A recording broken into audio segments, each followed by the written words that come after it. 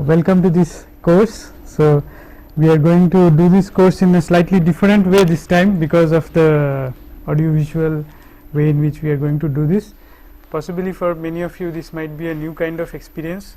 I am doing it for the second time, so it is quite new for me as well. I like to teach more on Blackboard, but let us try this out for one semester and see how it goes. So, the subject that we are going to cover in this course is artificial intelligence, and this is one subject which is really old. It has been there for a long time. Every subject has a up and down. There is some point of time where there is a lot of hype about the subject. So, in AI also there was a time when people claimed a lot, and yet at that point of time computation was not up to that mark to really make all that happen. So, that hype has gone down now, and we now know better that what we can do and what we cannot do. So, this course is to show you some of the things that we can do, and also to show you what are the things that AI promises for the future. And because the hype is not there so much now, so we can really go down to what actually are the feasible things, because we understand computation a lot better now than maybe 70 years before. So, in this course, the course number is CS 4002, and so I will start with describing what is called a Turing test. Now, this Turing test was proposed by Alan Turing in 1950, and the idea is like this, that you have a computer and it is being interrogated by a human via teletype. So, what happens is that you have a partition and you have a computer on one side and you have a human being sitting on the other, and the human being interrogates the computer. It does not know whether on the other side there is a computer or there is a human being, and if the computer can give the answers in such a way that the human being is not able to determine whether there is a computer on the other side or a human being, then this computer passes the Turing test. Now, this test was proposed in 1950. At that time we had hardly any of natural language processing, we did not have much of logic and deduction. So, it was quite a tall ask to really expect a computer to be able to do this. But even at that time there were people who challenged this very idea. They said that just because a computer is able to answer in a human like fashion to deceive a human being does not really mean that artificial intelligence is born. And so, they came up with what is called the Chinese room argument, and the Chinese room argument was something like this, that you have a room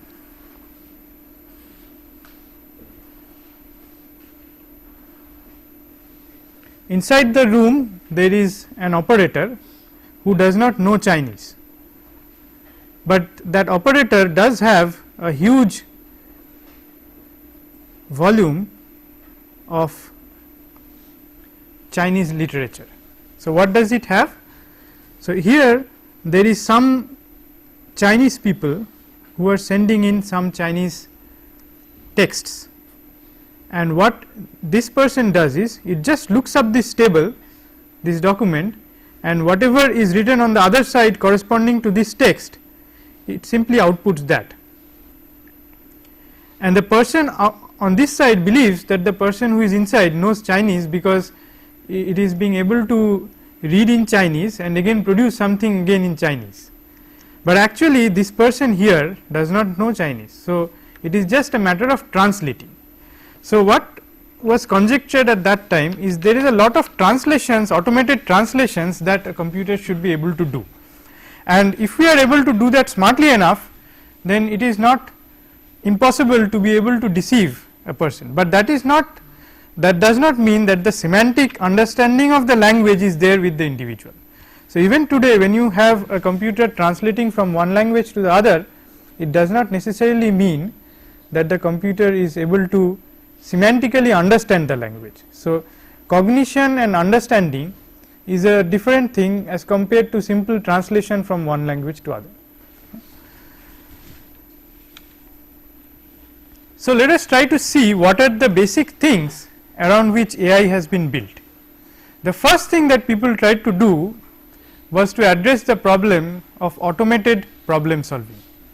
So, people tried to see that how much can the computer aid us in our ability to solve problems. So, the first kinds of things that people came up in automated problem solving was search, and search is nothing but an efficient trial and error kind of algorithm. So, what happens is I do not know actually how to solve the problem is there, I do not know the exact steps in solving the problem. Take for example sorting. Today I know exactly, I know 5 different algorithms for sorting, right. If suppose you are the first person who has come up with a sorting problem, then at that time you do not know how to best write a sorting algorithm. So, what we do is in that case we adopt a trial and error method. We try something, see if we reach the solution, otherwise we try something else and reach the solution. So, a very naive way of sorting would be that you just randomly reorder the elements and see whether they are sorted or not, right. So, search starts from there, and then when you have problems which are combinatorially complex and there is no deterministic polynomial time algorithm for solving it, then we adopt trial and error search techniques. So, what happens is the kind of problems that we will address in this course will have enormous computational complexity. So, if you remember from your algorithms course that there are problems which are that can be solved in polynomial time, others which are NP complete or NP hard, and still harder problems. And then in search what happens is we come across what is called a space time trade off. So, if you have more space, then you are able to solve a problem better. If you have less space, then the time complexity goes up. So, we will study in our search algorithms that how we can balance out space and time for really big problems. And then we will study what is called heuristics, that is the use of domain specific knowledge to accelerate the search process.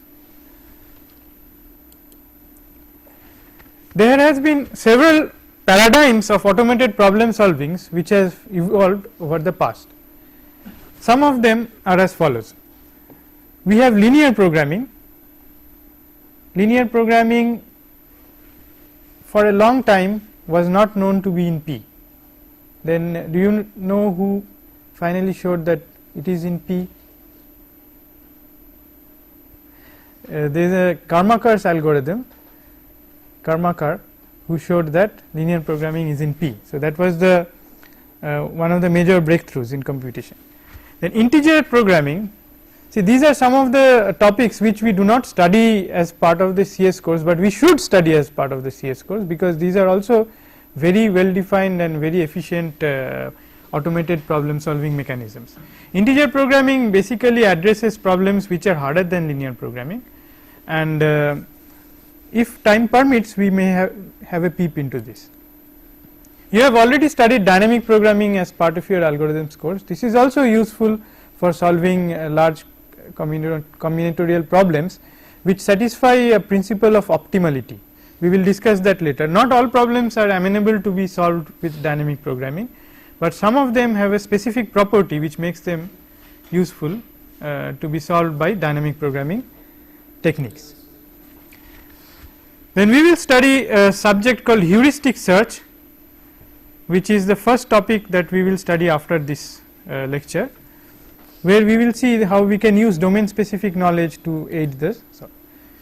And we will also study a little bit of evolutionary algorithms, which includes things like neural networks and genetic algorithms, which have come up more recently and are a slightly different kind of search algorithms.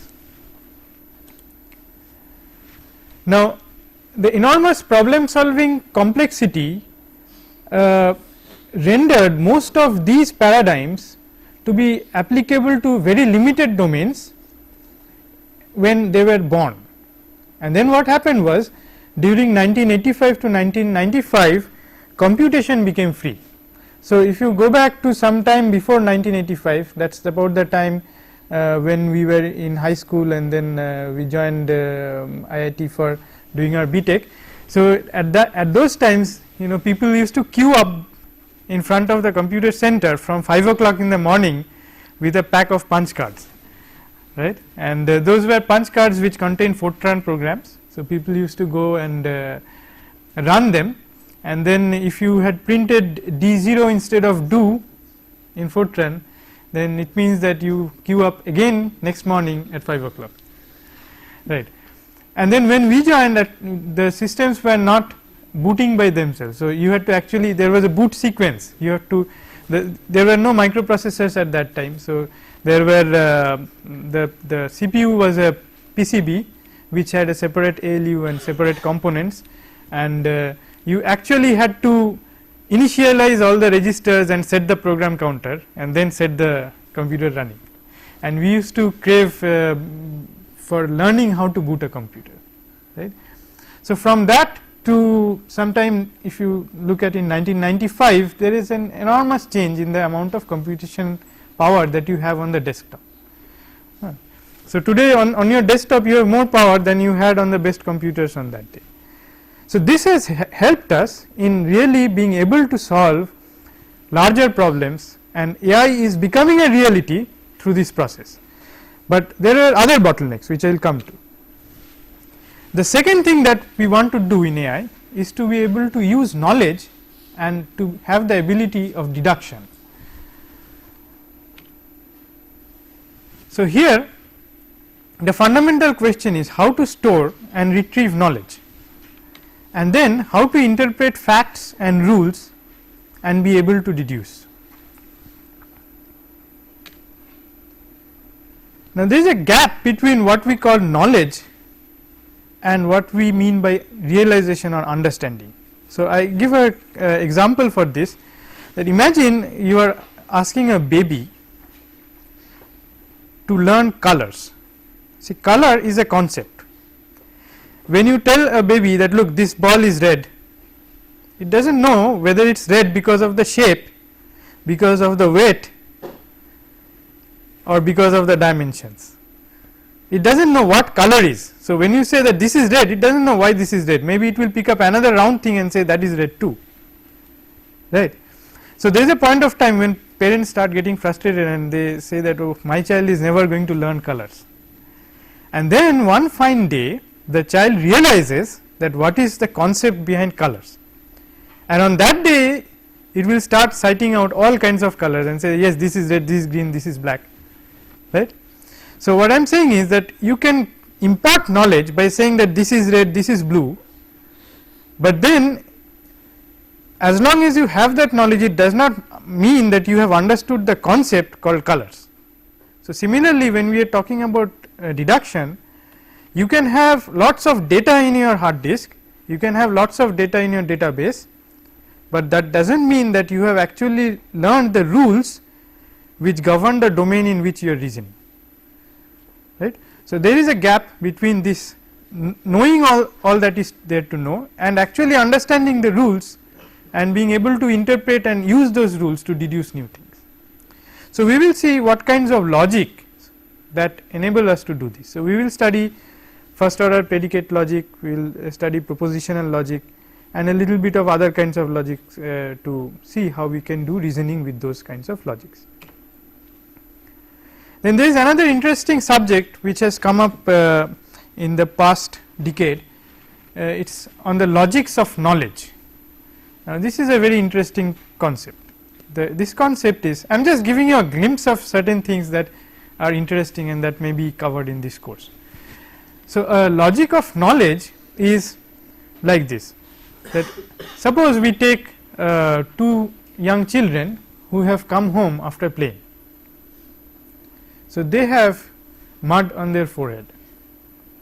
Now, their mother tells the children that whoever has mud on his forehead, just go and wash. Now, initially both wait, they do not go, and then they go together. Now, let us understand why. See, when they wait, actually one is seeing whether the other is going, because they do not know whether they have mud on their own forehead. So, the person A assumes that okay, person B has mud on his forehead, so he must be going for washing, but then he sees that B is not going. Then why is B not going? Because B has seen someone else, and namely me, that I have mud on my forehead, and just because I was waiting for a very similar reason, he is also waiting for me to go. So, in the second cycle they both realize that they have mud on their respective foreheads, and then they go for washing. So, there is again a difference between me knowing, you knowing that I know, and I knowing that you know that I know, right. So, this is the kind of knowledge hierarchy that will build up, and that is something which is captured by logics of knowledge. So, again these are some very interesting things which have come. So, the paradigms that have come up from knowledge and deduction are knowledge based systems.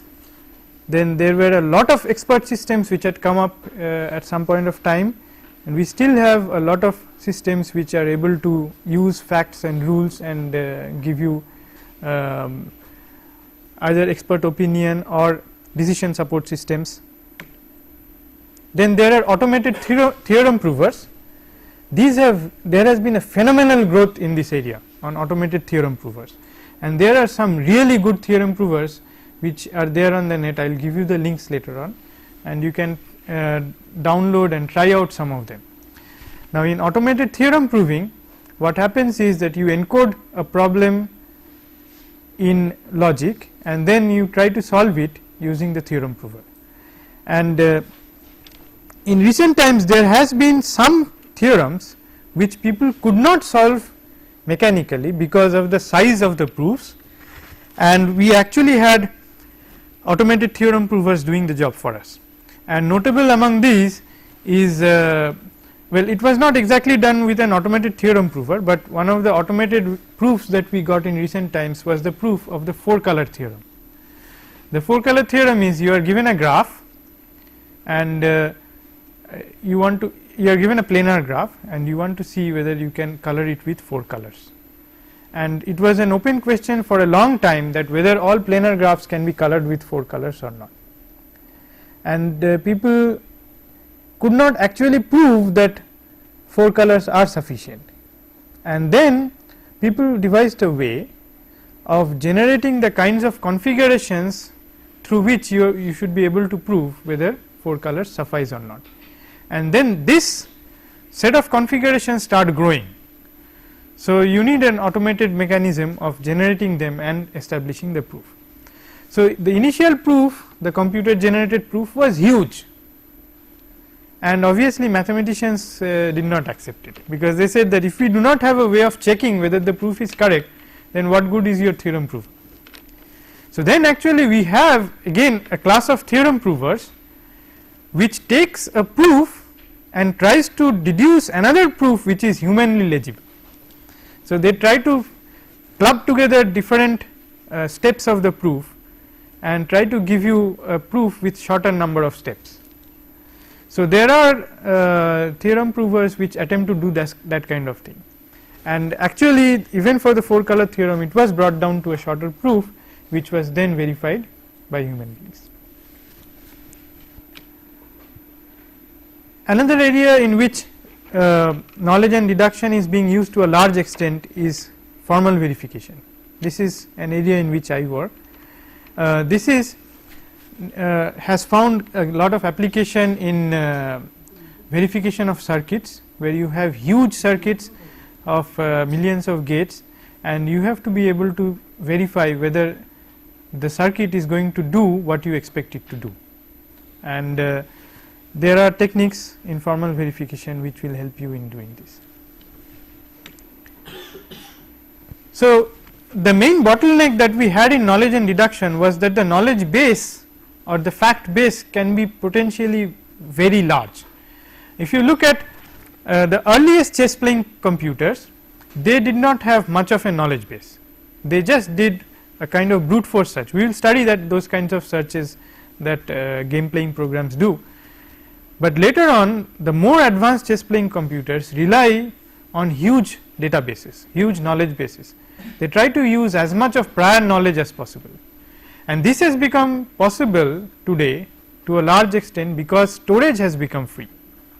So, in the 90s to the 2000, storage became free. So, we had huge disk, expensive storage mediums.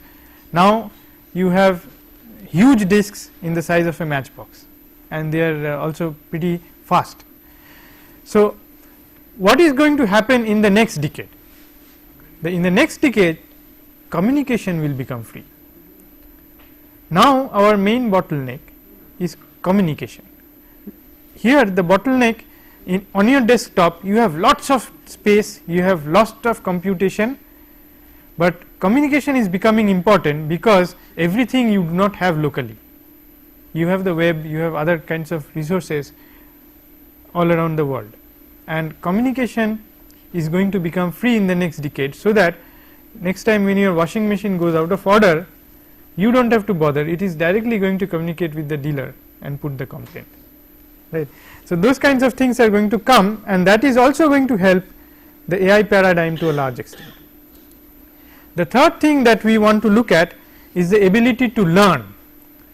This is another important aspect of artificial intelligence.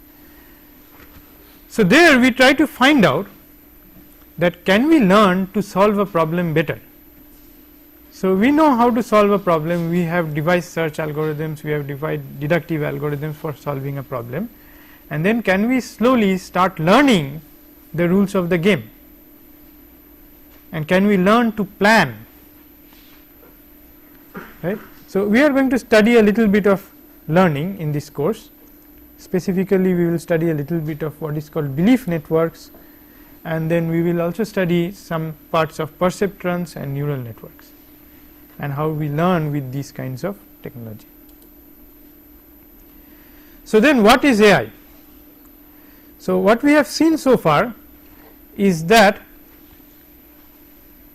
we have now at the current point of time a good amount of power in terms of automated problem solving, a good amount of understanding of machine learning, and also a fair amount of technology in logic and deduction. So, this is the basic computational background which is necessary for AI to become real, to make a computer act as if it has intelligence. But that is not all. What is coming up, and in a very large way, are these things: computer vision. So, we can equip the computer to actually get a lot of sensory inputs from the environment, so that we can get rid of keyboards and mouses. See, these are very old fashioned things. We are used to keyboards and mouses, but then there is no reason why we should use something like a keyboard. If we are able to talk to the computer and make it read text from whatever we write, then things will change. Then the ability to interpret natural languages. So, NLP, this is another area which is going to make a lots of advancements in the forthcoming years. And then we have robotics, where we actually enable the computer to perform realistic actions, not just computational actions, but actions with objects and with actual. So, what is actually remaining as part of this course is human computer interaction. But since this course is predominantly a computer science course, so we are going to focus more on this side. We are going to focus more on automated problem solving, on machine learning, logic and deduction, and we are not going to really go into the details of these, but there are other courses in which you can pick up inputs about computer vision, natural language processing and robotics. So, in this course we will be sticking to this side.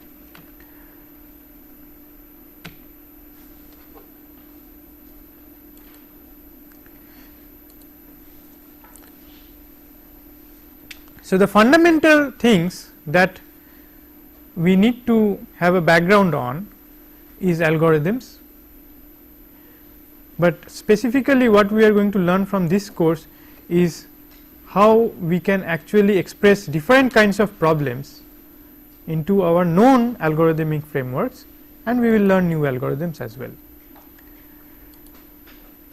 Are you familiar with Gödel's incompleteness theorem? So, this is the first thing that you should read up. Okay. So, what this says is, in any language expressive enough to describe the properties of natural numbers, there are true statements that are undecidable.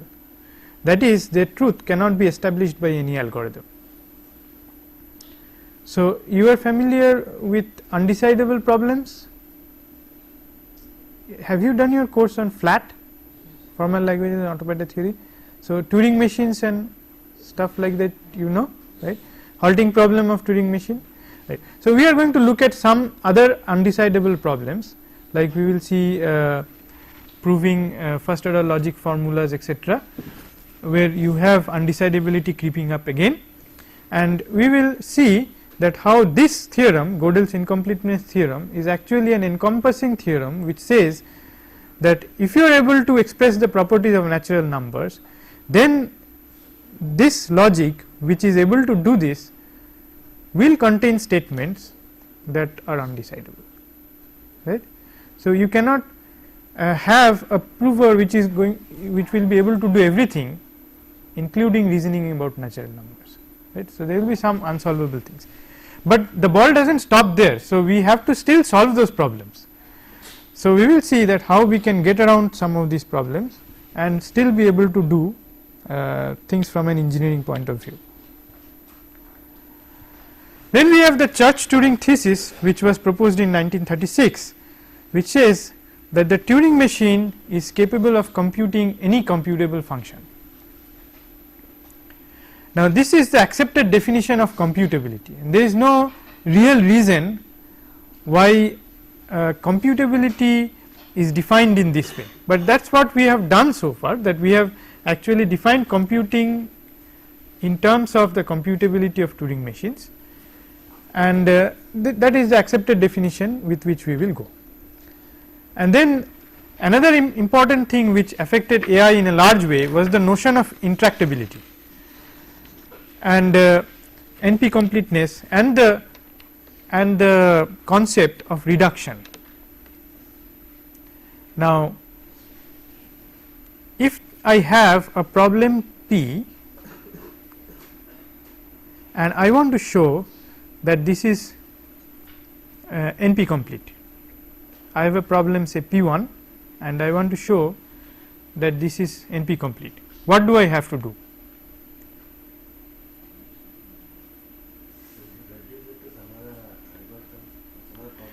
So, is it the case that I translate this P1 to some known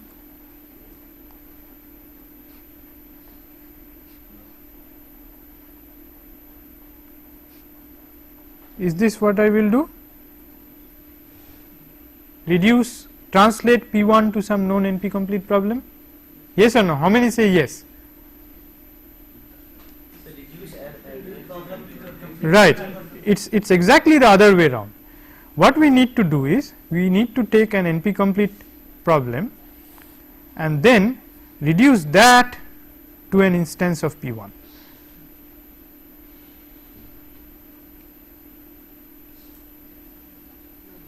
Is that the case? Yes. And why? Because then you can use the following argument, that if I have a polynomial time algorithm, if I have a polytime algorithm for solving P1, then I can solve this NP complete problem also in polynomial time, provided that I can do this translation in polynomial time. So, if I can translate this problem in polynomial time to P1 and I have a polynomial time algorithm for solving P1, then I have solved the NP complete problem also in polynomial time. So, that is why if we are able to make this translation, then we can use this argument and say that okay, most likely we will not have a polynomial time algorithm for P1 unless P is equal to NP, right.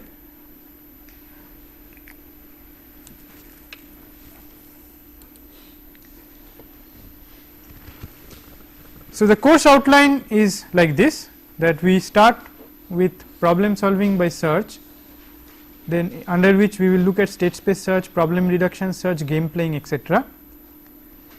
Then we will have logic and deduction, in which we will study first order logic, propositional logic, a little bit of temporal logic and deduction.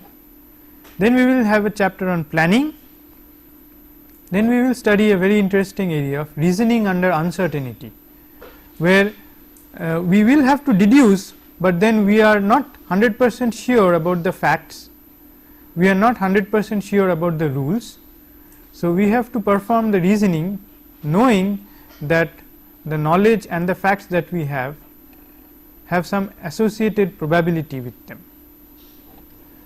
Then we will also study a chapter on learning and a few additional topics, which during the course we will see. These are the references. I will be mostly following the book Artificial Intelligence, A Modern Approach by Stuart Russell and Peter Norvig. There is a Pearson LPE low price edition for this, and then I will also look up a little bit of Principles of Artificial Intelligence of Nielsen. Now, both of these books are there in sufficient numbers in your departmental library.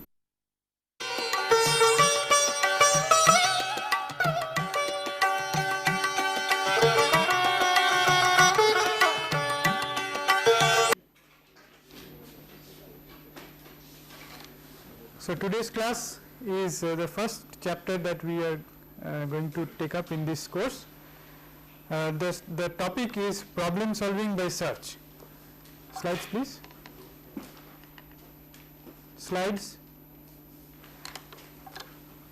So, under problem solving by search, we will look at several different search frameworks. The first is what we will call state space search.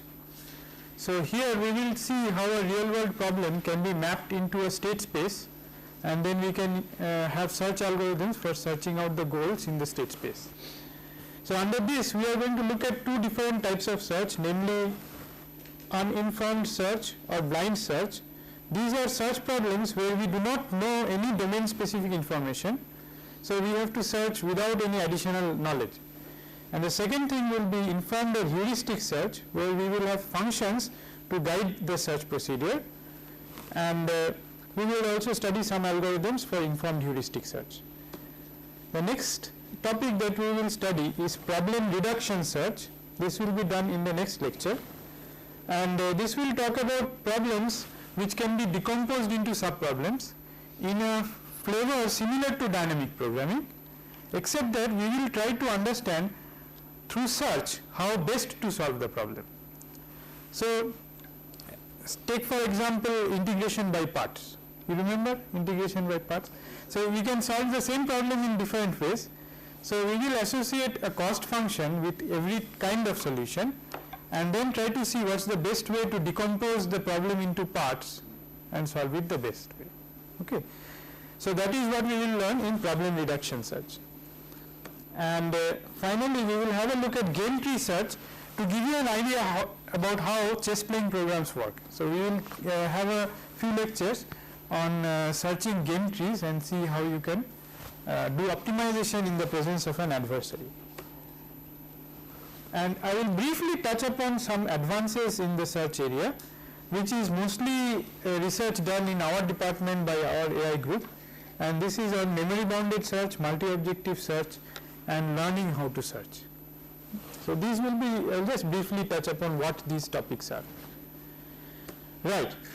So, coming to state space search, the basic search problem is as follows. We are given a fourth tuple.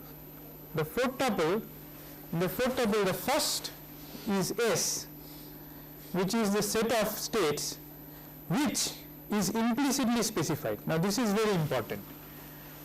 If you have a graph and you are asked to find out the shortest path from one node to another node in a graph, well, we know that we can do it with Dijkstra's or any other shortest path algorithm, and the problem is not hard. We have polynomial time algorithms for doing it. Otherwise, if you apply something like depth first search, and in DFS if you cannot determine whether you have visited some state, then you can potentially go into an infinite loop. So we will have to devise mechanisms by which we are able to check whether we are visiting some state or we are arriving at the same state along some other path, right, and so on. So now we will look at the outline of our first basic search algorithm, and we will develop this search algorithm to encompass all the different kinds of AI search algorithms that we will study. So we will start by maintaining a list called open.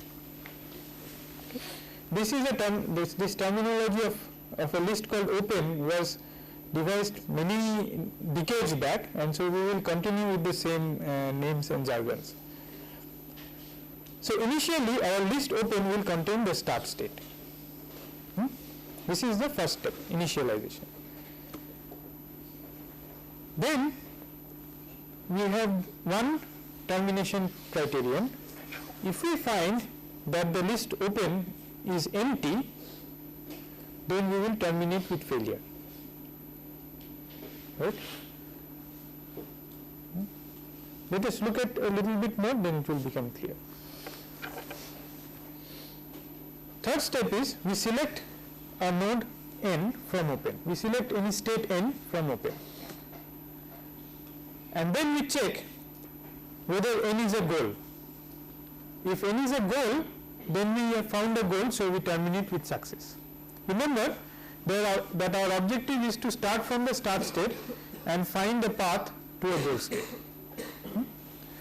So if n belongs to G, then we terminate with success. Otherwise, we generate the successors of n using the transition operators O and insert these new states in open. Right? So what we are doing is we are starting from one state and then expanding that state to generate its successor states by using the state transition operators and inserting these states into open. See, at this point of time I have not mentioned whether open is a FIFO or a LIFO or whether it's a priority queue, nothing. And these algorithms will vary depending on the kind of data structure that we use for open. But this can only work if the state transition operators are reversible, so that you can start from the goal and work backwards. And in puzzles like 15 puzzle, etc., it is indeed reversible, so you can try out from both sides. Can you explain the complexity of the bidirectional search? Well, you can start. If you did normal breadth first search, then you will go straight from the start state and expand all nodes up to depth D. Right? So your complexity will be order of b to the power of d. Here what we are doing is we are starting from the start state and moving in this direction, and we are also starting from the goal state and moving in the other direction using the reverse of the state transition operators. Right? And we continue until the frontiers of the searches from these two sides meet at some point of time, at some place. When you have a common node in these two, then you can find out a path from the start state to the goal state. Now you see that because you are doing one iteration from this side, one iteration from that side, so you will be doing d to the power of 2 iterations from this side and d to the power of 2 iterations from the other side. Right? Order of d to the power of 2 from this side, order of d to the power 2 from the other side. If you do d to the power of 2 iterations from this side, your complexity for DFS is order of b to the power of d by 2. And also from the other side it is order of b to the power of d by 2. And if you add up this plus this, you still have order of b to the power of d by 2. Right? So you have actually made your complexity, reduce the complexity by half. Right? Instead of order of b to the power of d, you have order of b to the power of d by 2, which is significant actually. Right? So we will conclude this lecture here, and from tomorrow onwards we will start looking at the search, at the search problem with the introduction of costs. So we will see what happens when the state transition operators have associated cost, when the goals have associated cost.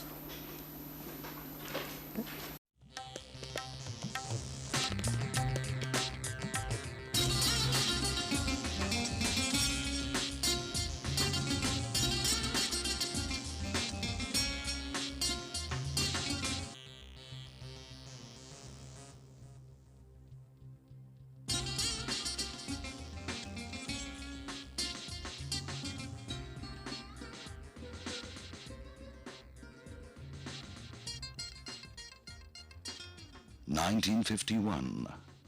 A young nation aspiring to find ways to fulfill a dream lays the foundation of an institution that will give aspiring technocrats the license to fly high. The first Indian Institute of Technology is born at Kharagpur. Founded on the basis of the recommendations of the NR Sarkar Committee that was set up in 1945 to consider the development of higher technical institutions in India, the institute was first established in 5 Esplanade East, Kolkata, before it moved to Kharagpur in 1951. With Sir Gyan Chandra Ghosh as the first director and Dr. B.C. Roy as one of its founding guardians, the institute established itself as the symbol of a young, dynamic and resurgent nation. As top students rubbed shoulders with the most celebrated of professors and scholars, visions took shape. And IIT Kharagpur continued to play the pioneering role that was envisaged for it, enabling India to become a knowledge powerhouse that it is today.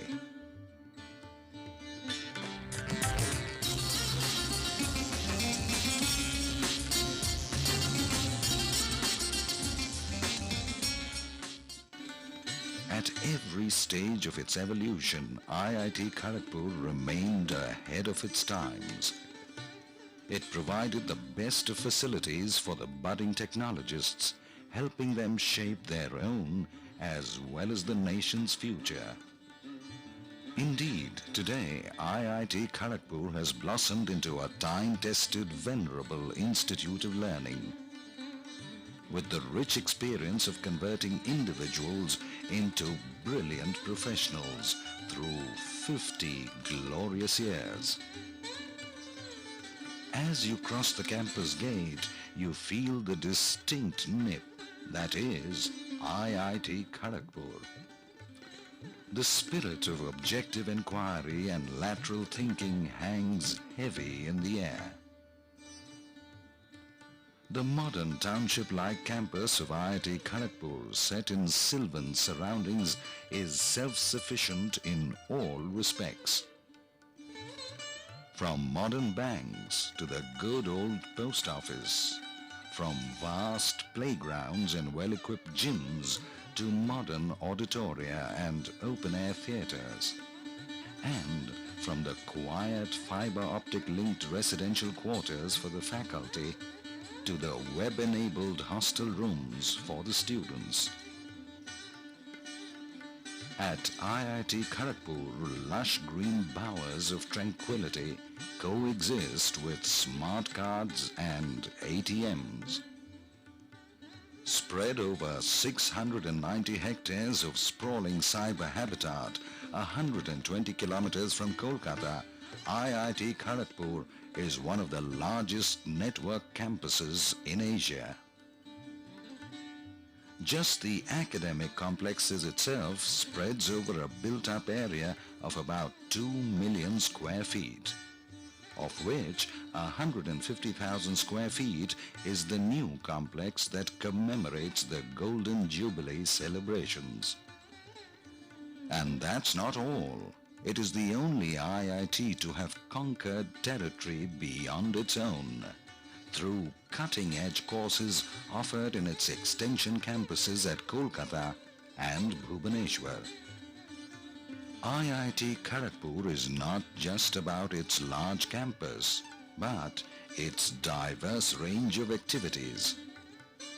It offers the widest spectrum of disciplines, ranging from aerospace,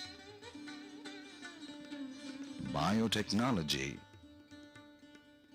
cryogenics, to architecture, mining and agricultural engineering, supported by strong faculties of sciences, humanities and management. There are more than 30 departments and centers that offer the largest number of undergraduate and postgraduate courses amongst the IITs. The courses are ever evolving and show the way for other sister institutions. The richness in its diverse activities is showcased by the technological support the institution provides in areas like architecture, agriculture, post-harvest technology and medical sciences. The institute has revolutionized and popularized rice milling technology. The other major contributions of IIT Kharagpur have been in the critical fields of defense, railways, space research, power systems and petrochemicals. All these activities directly empower the human requirements of the nation.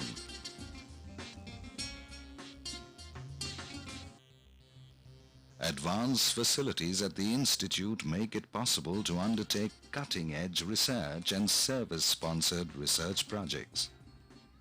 The array of equipment ranges from aerodynamic testing laboratories to intelligent machining centers, atomic spectrometers, to VLSI design labs, molecular beam epitaxy, to anechoic chamber, fast protein liquid chromatographs, to liquid nitrogen plants.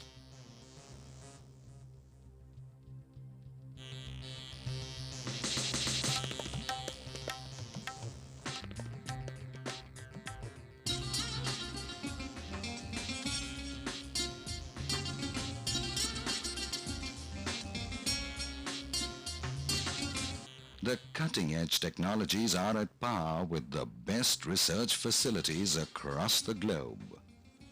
In fact, the volume of research and development activities at the institute is incredible.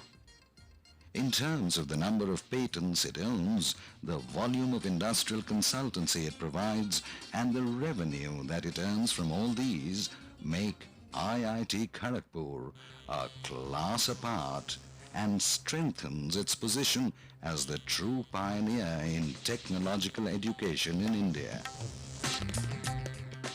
The Institute Library deserves a special mention.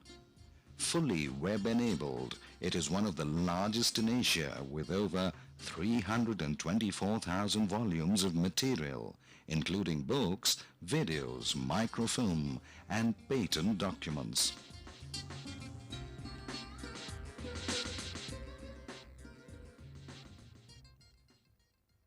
That ensure a student's mind develops at the right pace.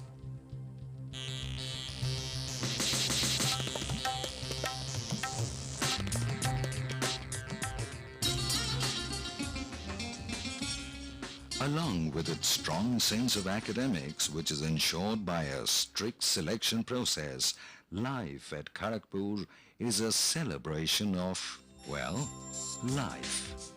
And at its heart are the students. In fact, the saying goes that you can take an IITian out of KGP, but not KGP out of an IITian. You've left a part of you behind. For most of the students, life in the campus was in itself a festivity, a collage of activities that shape their mind and body, a collage of events that was a synthesis of competition and cooperation, a collage of interests as diverse as dramatics and ham radio. Yes, life at Kharagpur has always been exciting, and the years cemented lifelong bonds as lives mingled over cups of joy and stretched over stimulating semesters.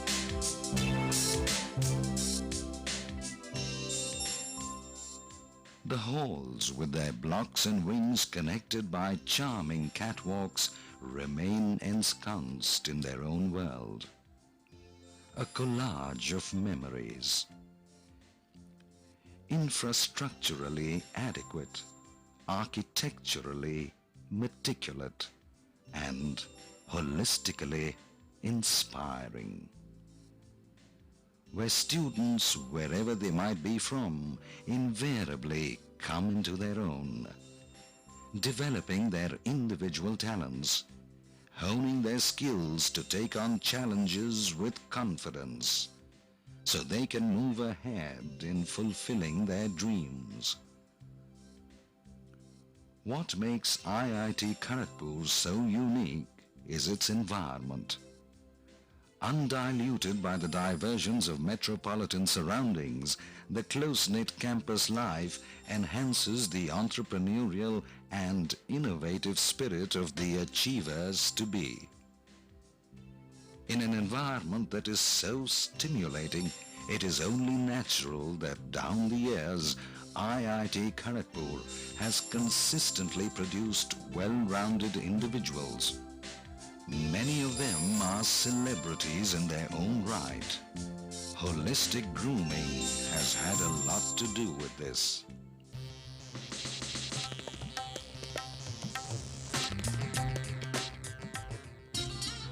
So, no matter which walk of life they choose, the IIT KGPite stands tall.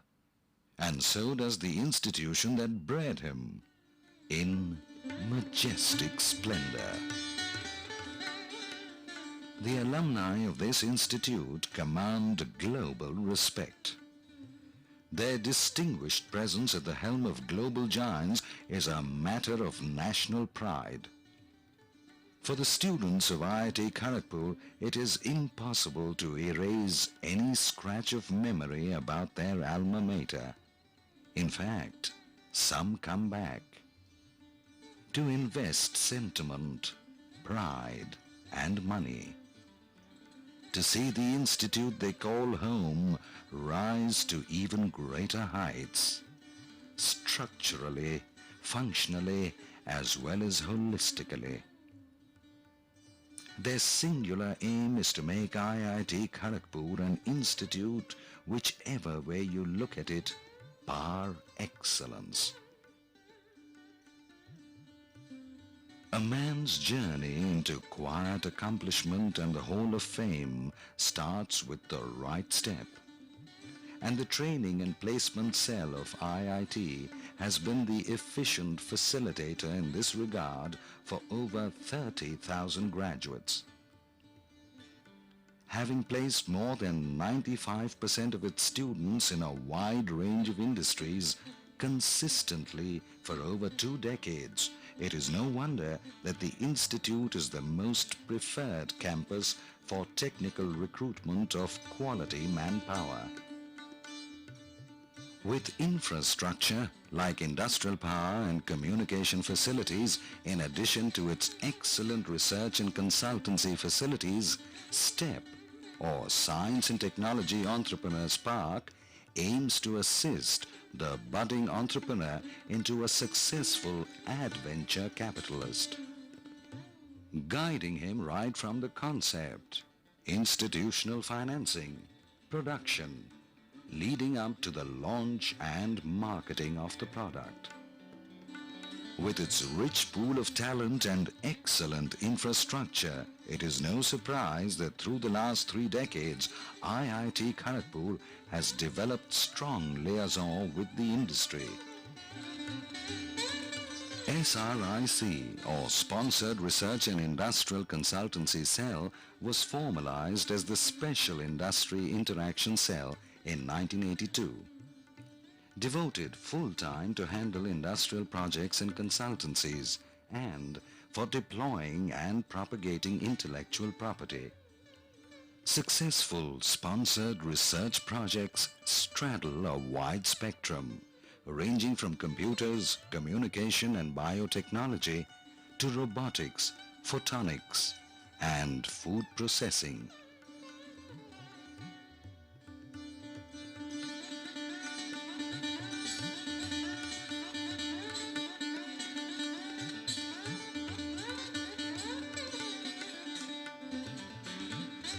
The setting up of a state-of-the-art VLSI CAD laboratory and tie-ups with GE in areas ranging from vehicle structure design to electrical communication and software technologies are excellent examples of IIT Kharagpur's ever-evolving pioneering spirit. Collaborations with a host of national and industrial majors are a testimony of its proven expertise and research repertoire.